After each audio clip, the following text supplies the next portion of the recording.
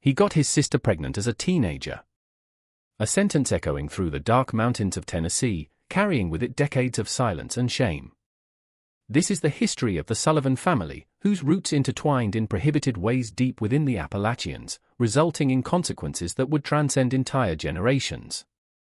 It was the year 1967.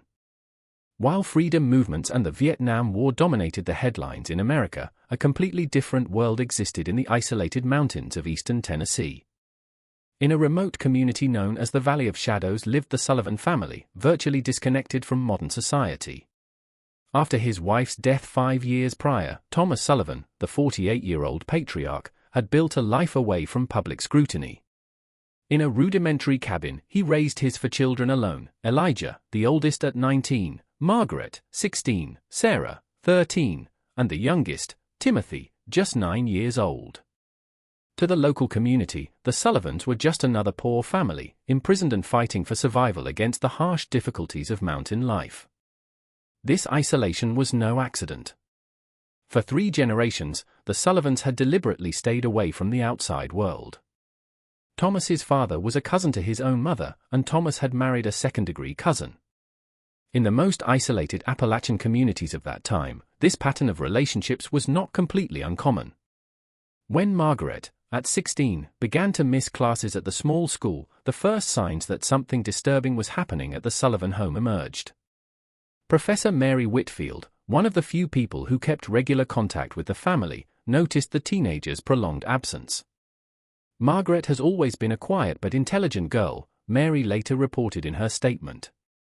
When she stopped coming to school and her brother Elijah began to make increasingly elaborate excuses, I felt something was wrong.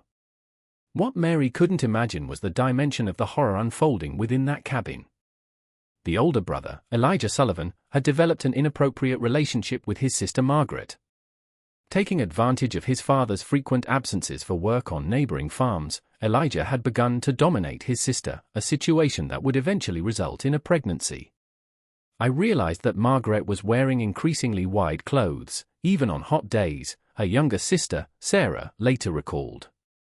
Elijah forbade us to talk about it. He said Margaret was sick and that it was a family matter. Characterized by control and fear were the dynamics of the Sullivan family. After his mother's death, Elijah had assumed a position of disproportionate authority. Consumed by work and mourning, Thomas did not realize how his eldest son had twisted the family hierarchy. The situation reached a critical point when the worried teacher, Mary Whitfield, decided to visit the Sullivan cabin after almost 4 months without seeing Margaret. What she found would forever change that family's fate. It was a rainy October afternoon when Mary traveled the muddy road to the Sullivans' isolated property. Upon arrival, she found Margaret alone, visibly pregnant, and in a state of profound emotional suffering. She was sitting in the basement of the house, looking like a completely different person, Mary reported in her later statement to social services.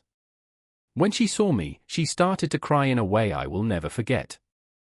It was at that moment that the first layer of the Sullivan secret began to unravel, revealing a behavioral pattern that extended for generations. It had never been confronted so directly. Check to see if you are already subscribed to this channel. If you value real stories that expose hidden truths within American society, you cannot miss our next episodes. Every subscription helps us continue revealing these forgotten stories that, as painful as they may be, need to be told for us to understand our own history. A series of events that would bring decades of family secrets to light was triggered by Mary Whitfield's visit to the Sullivan cabin. After finding Margaret in an advanced state of pregnancy, the teacher contacted the local authorities. The one who answered the call was Sheriff John Caldwell, a 54-year-old man who had spent his entire life in the county. Arriving at the Sullivan property the next day, he found a scene that, even after 30 years of police work, would disturb him for the rest of his life. I entered that cabin and immediately realized that something was deeply wrong, Caldwell reported in his 1967 official records. The girl was clearly pregnant. Her older brother seemed threatening, and her father simply avoided looking at any of them. During the initial interrogation, the family tried to maintain the story that Margaret had been involved with a boy from another community who had left to fight in Vietnam. But Sarah, the 13-year-old sister, eventually revealed the truth to the sheriff when questioned separately. Elijah said we were special, were Sarah's words recorded in the police report. He said that in the mountains, old families like ours had different rules from the people in the city.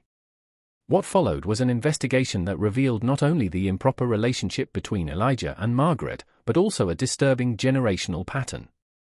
When finally examined, the Sullivan family records showed a lineage marked by unions between close cousins for at least 4 generations. The case gained the attention of Dr. William Thornton, a physician at the small local clinic who had studied at Johns Hopkins University. Immediately, Thornton recognized the physical signs of prolonged consanguinity in the family. Timothy, the youngest, had significant learning difficulties and an atypical cranial conformation, Dr. Thornton noted in his medical report. Sarah demonstrated severe vision problems and impaired motor development. These are classic signs of a high degree of consanguinity lineage. Elijah Sullivan was arrested and formally accused, but the 1967 judiciary in rural and conservative Tennessee was poorly equipped to deal with such a complex case.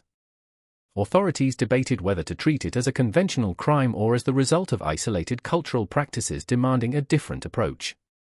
In the weeks that followed, local social services, extremely limited at the time, tried to support Margaret. Now in her 7th month of pregnancy, the 16-year-old was confused and traumatized. She didn't fully understand what had happened to her, explained Elizabeth Morrow, the social worker designated for the case. Margaret grew up in a separate world, where the normal rules of society did not apply. Across the region, the story of the Sullivans began to spread, first as whispers, and then as a disturbing case study of what could happen in isolated communities. For locals, the situation evoked a mixture of horror and a reluctant recognition that there were mountain families who lived by their own rules. The investigation revealed even more disturbing details about the family dynamics. Thomas Sullivan, the father, had grown up under similar conditions. His own father had married a close cousin, and for generations, geographical and social isolation had been a deliberate strategy. Dating back to the 1910s, parish records from the small local church already mentioned concerns about mountain families that refused to mix. A pastor from that time had tried to intervene but found fierce resistance and eventually gave up.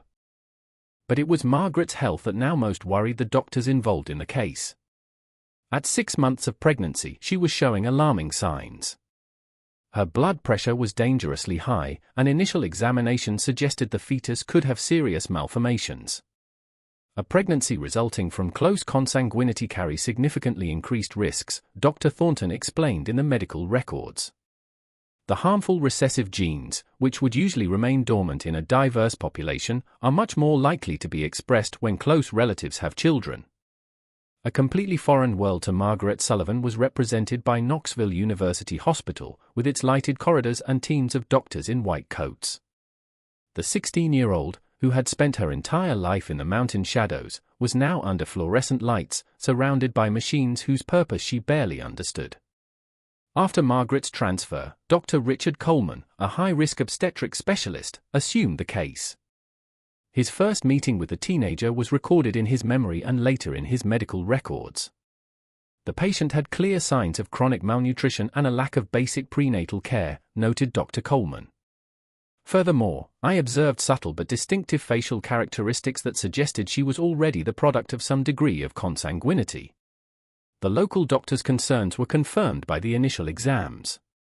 Margaret's pregnancy, the result of a union with her biological brother, had multiple complications. An ultrasound, a relatively new technology in 1967, revealed the fetus had abnormal brain development and possible heart malformations. When we performed the first ultrasound, the whole team was silent, Nurse Janet Wilkins recalled years later. It was an image none of us were prepared to see. While doctors debated the course of action, Margaret's health continued to deteriorate. She developed preeclampsia, a dangerous condition characterized by high blood pressure. The medical team was forced to induce birth prematurely when Margaret was about 32 weeks into gestation. The birth occurred on a timely November night in 1967. The baby, a boy, came into the world with multiple congenital conditions, including microcephaly, cardiac defects, and pronounced facial deformities. He was immediately placed in neonatal intensive care. While Margaret fought for her own life, the baby, temporarily recorded as a baby boy Sullivan, lived only 72 hours. His organs, compromised by multiple malformations, were unable to support basic vital functions. Sedated for much of that time, Margaret never saw her son.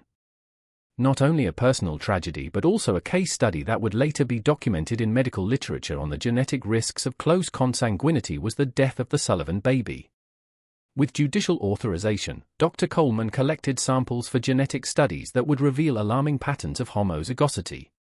While the Sullivan baby became a study case, Margaret faced her own process of physical and psychological recovery.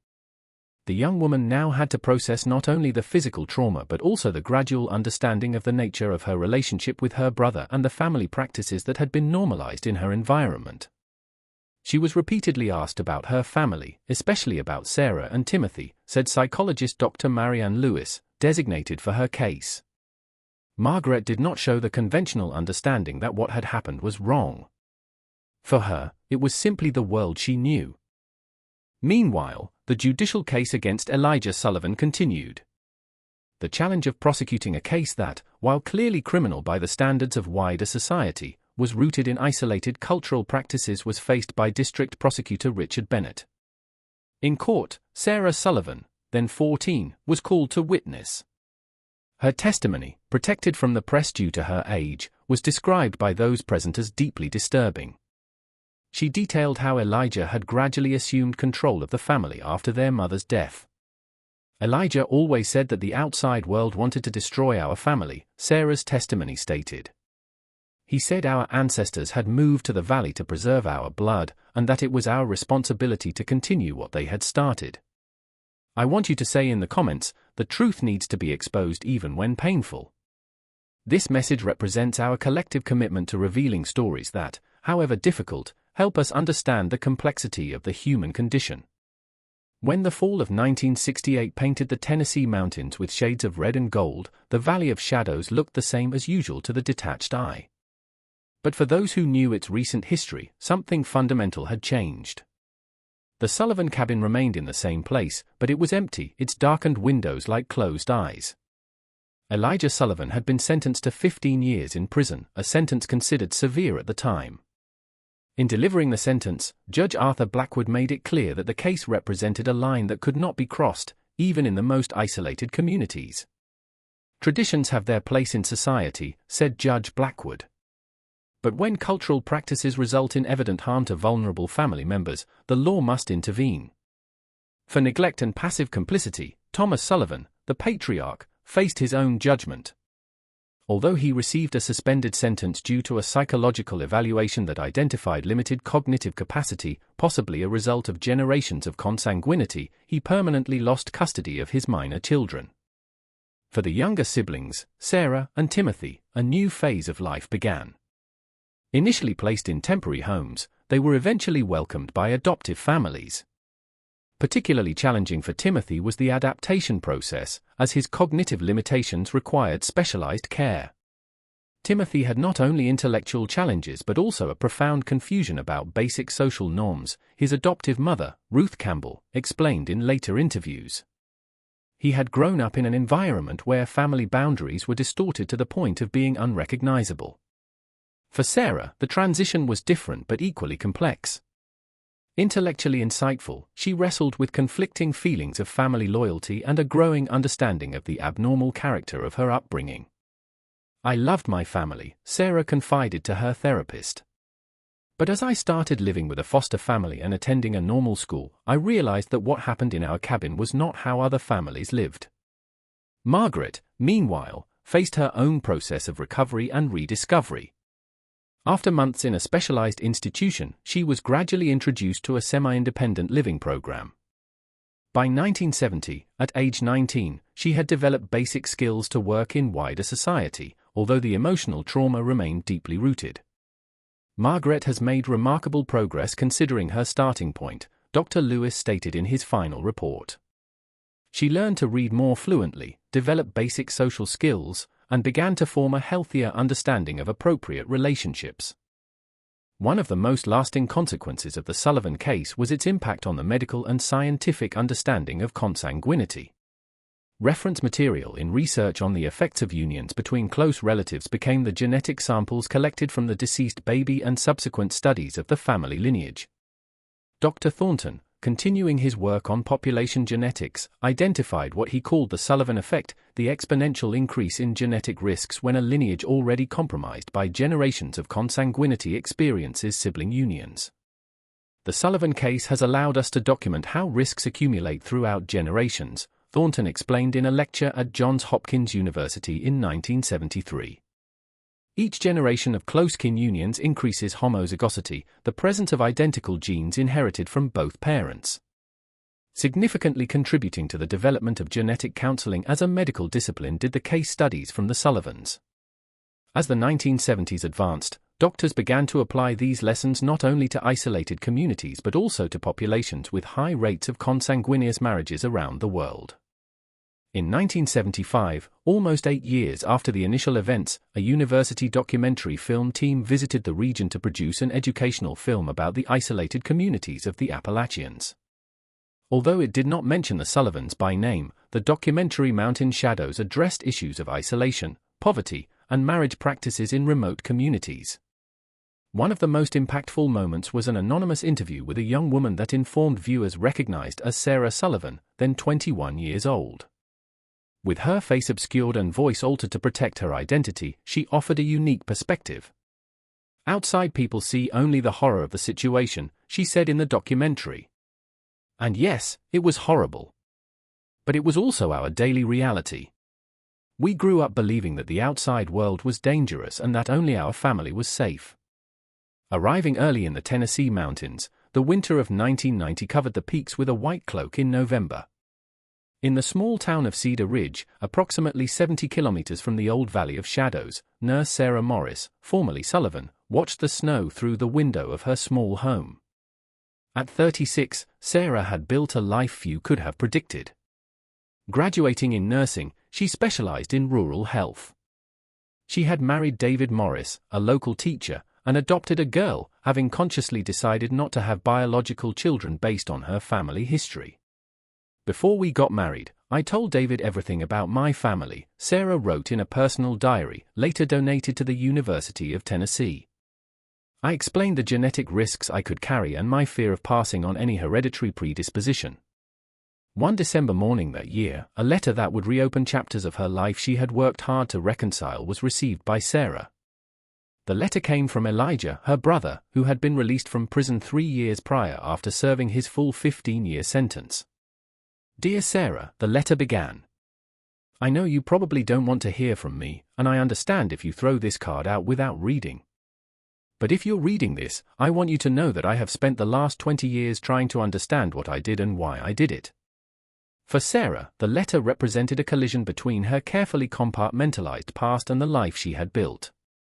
For years, she had balanced two identities, Sarah Morris, the respected community nurse, and Sarah Sullivan, the survivor of a family marked by practices society considered abominable. After days of deliberation, Sarah decided to respond to Elijah's letter, starting a cautious correspondence that would eventually lead to a supervised meeting in 1991. This facilitated reunion marked a significant moment not only for the Sullivan siblings but also for the professionals who had followed the case over decades. A different path had been followed by Margaret Sullivan. After years in support programs, she found stability working in the kitchen of a Knoxville hospital. Refusing to change her last name and maintaining a consciously limited connection with her past, she had developed a quiet but functional life. In 1992, when academic interest in the Sullivan case resurfaced on the 25th anniversary of the original events, Margaret surprised many by agreeing to participate in an interview for a resilient study on trauma survivors. "People always ask if I hate my brother or my father," she said in the interview. "The truth is more complicated. How can I completely hate people who, in their own distorted way, believed they were following the rules of the only world they knew? But also, how can I not feel angry for what was taken from me? Both things are true at the same time." Timothy Sullivan, the youngest member of the original family, continued to live in a support facility. His cognitive and physical problems, possibly resulting from generations of consanguinity, had limited his options. But within a structured environment, he had found a measure of satisfaction. With the advancement of genetics, the scientific and medical impact of the Sullivan case continued to evolve. In the 1990s, with the development of more sophisticated genetic analysis and the Human Genome Project, researchers revisited the preserved samples and case data. In 1995, the Tennessee Health Department established the Mountain Health Program, an initiative designed to provide health education and medical services to isolated rural communities. Though never explicitly mentioned, the program was widely inspired by the lessons learned from the Sullivan case. During a winter storm in 1997, the old Sullivan cabin, abandoned for decades, finally collapsed, symbolically marking the end of an era. The forest had reclaimed its territory on the land where an isolated and dysfunctional family once lived. In the year 2000, 33 years after the original events, the University of Tennessee established the Sullivan Center for Rural Studies, dedicated to research on geographical isolation, cultural practices in remote communities, and appropriate interventions for vulnerable populations. "We can't change what happened," Sarah said at the inauguration ceremony, publicly talking about her history for the first time. "But we can guarantee that our family's suffering was not in vain. That the lessons learned will continue to protect other vulnerable families for generations to come." People want simple stories, Margaret noted in her last known interview in 2002. They want monsters and victims, villains and heroes. But the truth is almost never that simple. Our family was created by generations of isolation, ignorance, and fear. What happened to us was terrible, but it was also the result of forces larger than any individual. If you have watched this far, it is because you like this story. Leave a comment saying, "I watched here, so I can get to know you and see who really likes the stories here on the channel." Be sure to subscribe to follow more stories like this that reveal the dark secrets of American families. Your support is critical for us to continue bringing these important stories that, however painful, need to be told. If this story has impacted you in any way, please leave your like and share it with people who also appreciate educational content about historical cases. The truth needs to be exposed even when painful.